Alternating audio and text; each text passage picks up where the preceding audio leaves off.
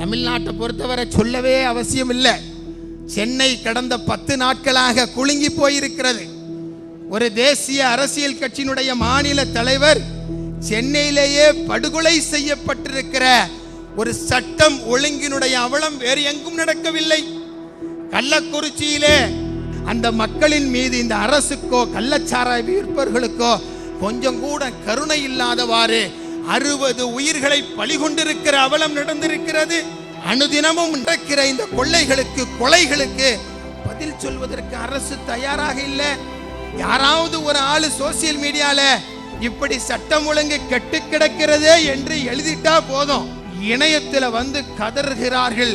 Character assassination செய்கிற அளவிற்கு இன்றைக்கு திமுகவினுடைய சமூக ஊடக அணியினுடைய பங்கு இந்த அரசிற்கு எதிராக அரசு நடந்து கொள்ளுகிற விதத்தை, சட்டம் ஒழுங்கு அவலத்தை, இங்கே நடந்து கொண்டிருக்கிற கள்ளச்சாராய சாவுகளை, அதுபோல ஆன்லைன் லாட்டரி சாவுகளை அரசு வெறும் வார்த்தைகளால் இங்கே அரசாட்சி நடத்துகிறதே ஒழிய மக்களுக்கு நன்மை தருகிற எந்த செயலையும் செய்யவில்லை.